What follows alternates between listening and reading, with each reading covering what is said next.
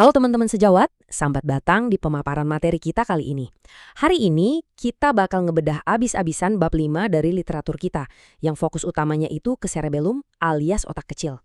Kita bakal bener-bener nyelam ke struktur neuroanatomi yang absolut krusial ini. Mulai dari dasar anatominya sampai nanti ke patologi klinisnya, kita bakal bahas semuanya. Jadi siap-siap ya. Oke, biar pembahasan kita terarah, ini nih silabus klinis kita hari ini. Pertama, anatomi dan struktur cerebellum, lalu lanjut ke proyeksi saraf, fungsi utama, sindrom klinis, dan terakhir, gangguan cerebellar. Kita langsung masuk aja ya ke bagian pertama, anatomi dan struktur cerebellum. Nah, buat bikin diagnosis topikal yang benar-benar akurat, pemahaman anatomi kita tuh harus super solid.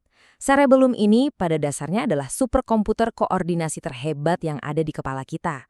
Bayangin aja, ukurannya cuma sekitar 10% dari total volume otak, tapi percaya nggak percaya, dia nyimpen hampir 80% total neuron kita. Luar biasa kan? Organ sentral ini benar-benar jadi bos untuk kontrol motorik halus kita. Dia itu kerja layaknya servo control feedback system yang canggih banget. Dia terus-terusan memproses impuls multisaluran, nangkap data sensorik dari perifer, nyatuin sama sinyal motorik dari korteks, dan semuanya itu cuma buat mastiin gerakan kita selalu mulus dan presisi. Kalau kita lihat dari arsitekturnya, strukturnya itu terorganisir dengan sangat brilian. Di garis tengah yang misahin kedua hemisfer, ada yang namanya vermis. Terus, di bagian inferior, kita punya struktur flocculus. Tapi tunggu dulu, yang nggak kalah krusial di sini adalah sekumpulan deep cerebellar nuclei atau nucleus cerebellar profunda yang tertanam aman dan erat di dalam substansia alba cerebellum. Kalau kita bedah lebih dalam lagi, struktur internalnya ini secara garis besar kebagi jadi dua kompartemen fungsional utama. Pertama, korteks cerebellar yang lipatannya super banyak itu. Di situ ada lapisan molekular yang jadi tempat pemrosesan seluler gila-gilaan. Nah, yang kedua, area yang baru aja kita sebut tadi, nucleus cerebellar profunda. Ini isinya ada nucleus fastigial, globus, emboliform, dan dente. Gampangnya gini. Korteks itu yang mikir dan ngitung kalkulasi rumit. Tapi dari nukleus profunda inilah sinyal eferen krusial itu diluncurkan ke seluruh sistem saraf pusat. Masuk ke bagian 2, proyeksi saraf. Jujur aja, memukau banget lo ngeliat gimana struktur sekecil ini bisa ngatur seluruh tubuh cuma lewat jaringan proyeksi saraf. Cerebellum ini harfiahnya nggak pernah tidur, dia terus-menerus dibombardir informasi setiap detiknya. Dia ngintegrasiin impuls aferen dari aparatus vestibular di telinga, terus nerima data proprioseptif dari medula spinalis, sampai instruksi motorik dari otak besar. Nah, proyeksi aferen dan eferen yang konstan inilah yang bikin cerebellum bisa terus-terusan ngecek letak tubuh kita secara spasial, terus langsung ngirim sinyal modulasinya ke area nuklear motorik target untuk penyesuaian postur secara real time. Lanjut ke bagian 3, fungsi utama. Sekarang, mari kita lihat gimana neuroanatomi struktural dan jaringan rumit tadi diterjemahin jadi gerakan nyata di kehidupan kita. Dan ini terjadi cuma dalam hitungan milidetik loh. Poin pentingnya ada di pembagian fungsional berdasarkan filogenetiknya. Di satu sisi ada vestibulocerebellum. Fungsinya benar-benar spesifik, jagain equilibrium tubuh sama ngatur pergerakan bola mata. Ibaratnya, ini giroskop utama bawaan tubuh kita. Di sisi lain, kita punya spinocerebellum dan cerebrocerebellum.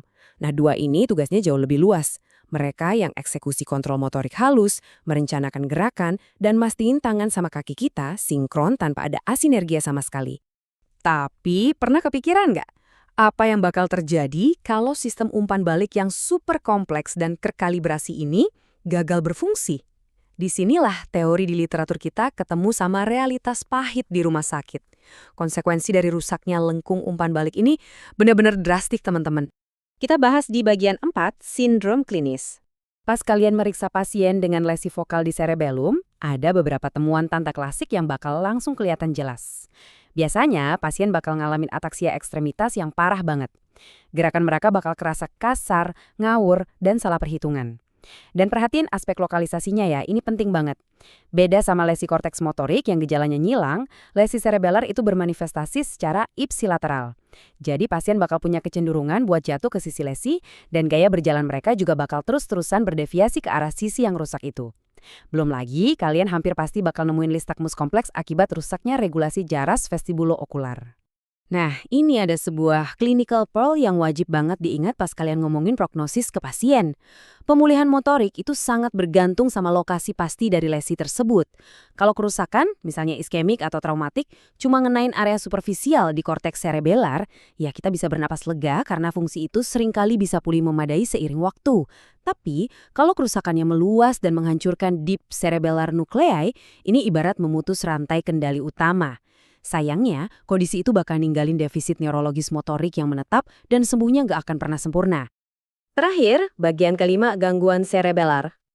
Sebagai penutup patologi, ini nih deretan masalah primer medis parah yang sering banget nyerang area fossa posterior. Sebagai tenaga medis, kelainan struktural inilah yang harus selalu ada di radar kecurigaan klinis kalian pas jaga di IGD. Pertama, neuroma akustik. Memang sih, ini tumor jinak yang tumbuhnya lambat, tapi bahayanya itu ada di efek massa atau kompresi sekunder ke cerebellum dan batang otak. Terus, patologi gawat darurat kayak perdarahan cerebellar non-traumatik.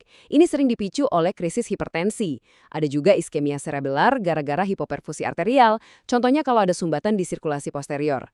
Semuanya ini benar-benar berpotensi fatal, soalnya lokasi mereka itu rapat dan ketutup rapat sama dura di dalam tengkorak.